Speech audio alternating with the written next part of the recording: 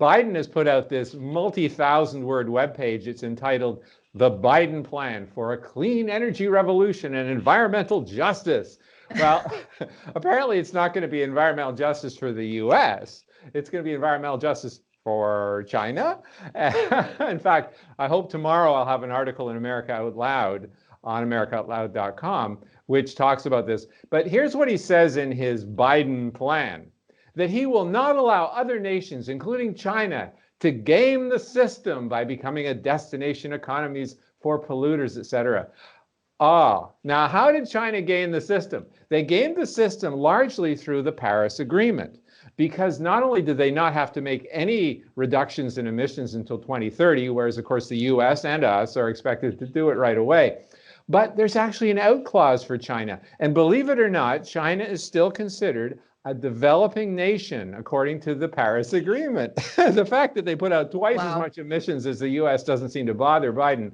But regardless, here's what Biden also said, and this is completely contradictory of the idea that he's going to try and prevent China from gaming the system. He says, a Biden administration will re-enter the Paris Agreement on day one of the Biden administration. The Paris Agreement was an historic breakthrough for the world, reflecting the power of patience, strategic diplomacy in the service of America's long-term national interests. Well, what a joke. I mean, Paris was historic, all right. It was a demonstration of how well China uses useful idiots in the West to game the system while making it seem like it's an equal and balanced agreement.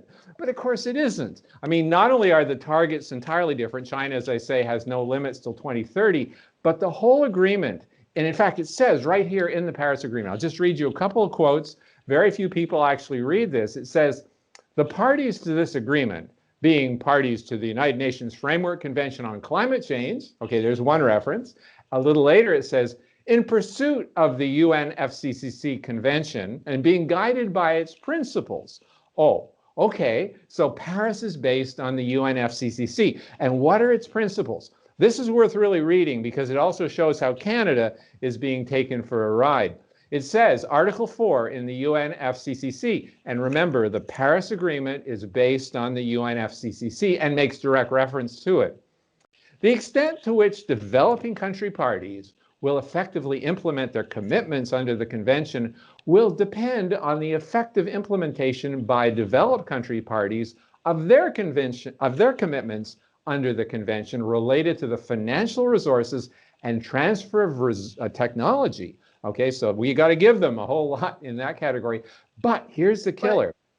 We'll take fully into account that economic and social development and poverty eradication are the first and overriding priorities of the developing country parties. And that's the key phrase, because if that takes priority over everything else, then you can be 100% sure that China will not close down their coal-fired stations to meet emission target reductions, because their first and overriding priority is poverty alleviation and development. And you don't get that by closing your least expensive source of power. And of course, more than half of China's power comes from coal. So what it really means is not only do we have to give them all that money and technology, but even then they don't have to meet the targets because they don't have to close their coal stations.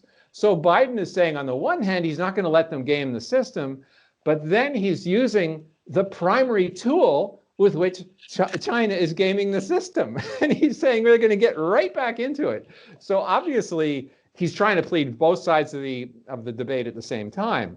You can't say you're not going to let China game the system, but then join the Paris Agreement, which lets them game the system. It's ridiculous.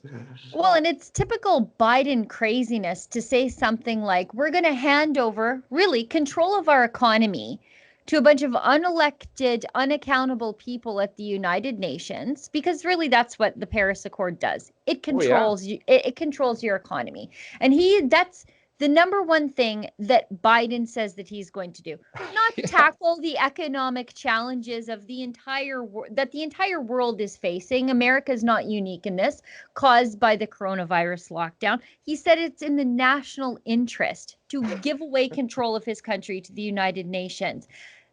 Just to even think about that for a second, just think about what would have happened to the American manufacturing, and they were able to turn their manufacturing centers on a dime to ramp up PPE production during the pandemic. Imagine trying to do that on solar and wind.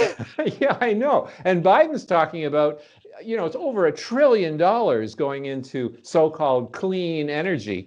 Of course, if anybody who watched Michael Moore's film, Planet of the Humans, knows that wind and solar are actually very dirty energy. They're anything but clean. But Biden, of course, along with the liberals, are pushing this whole mantra that this is clean wind and solar power, as if it somehow magically falls out of the sky.